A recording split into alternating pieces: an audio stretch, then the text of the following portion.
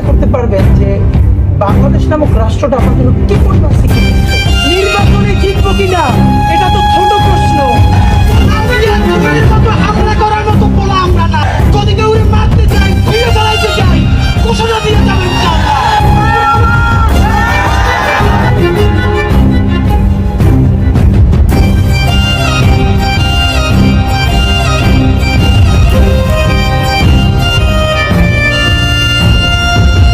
আমাদেরকে গুলি করার আগ পর্যন্ত কোনো কিছুটা আমাদের গায়ে লাগে। যতক্ষণ না পর্যন্ত বুকে বা মাথায় গুলি চলবে ততক্ষণ পর্যন্ত আমরা কোনো স্ট্রাগল মনে করি না। এবং এক্সট্রা কোনো সিকিউরিটি লাগবে না, শুধু আমাদেরকে যদি কেউ গুলি করে মেরে ফেলে তাকে যেন ধরে বিচার করা হয়।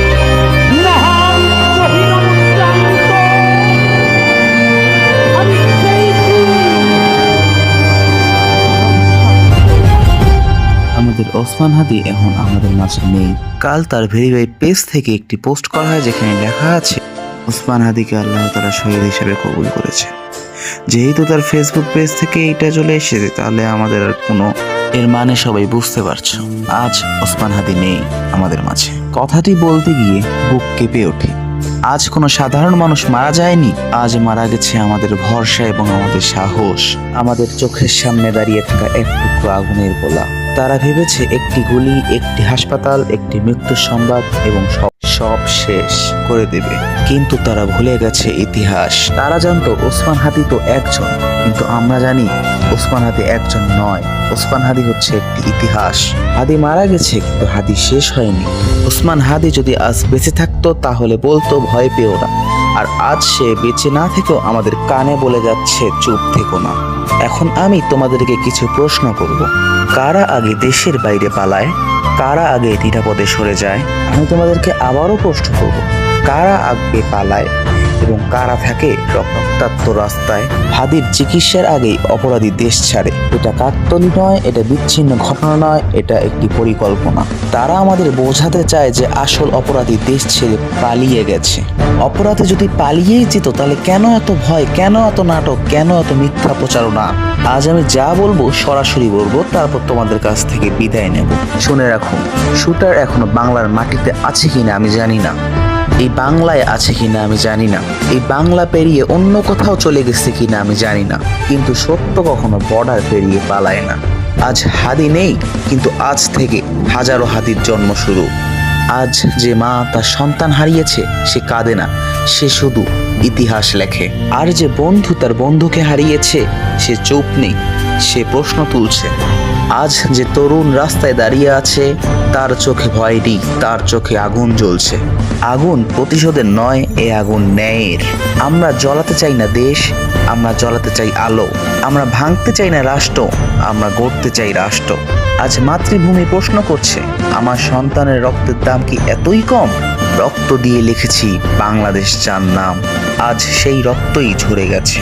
আজ আমরা যদি চুপ থাকি তাহলে কাল ইতিহাস আমাদেরকে ক্ষমা করবে না। শুনে রেখো, হাদি মরেনি, হাদি রূপ বদলেছে। আজ সে আছে প্রতিটা মিছিলে, প্রতিটা স্লোগানে এবং প্রতিটি নীরব চোখের ভিতরে। আজ আমরা শপথ নেই, ভাঙচুর নয়, হিংসা নয়, কিন্তু চুপচাপও নয়। আমাদের প্রতিবাদ হবে ধীর, শান্ত এবং অপরাজয়ী। অন্যায় যতই বড় হোক, সত্য একদিন ঠিকই সামনে আসে। আজ হাদি নেই, কিন্তু হাদি এখনো শেষ হয়নি।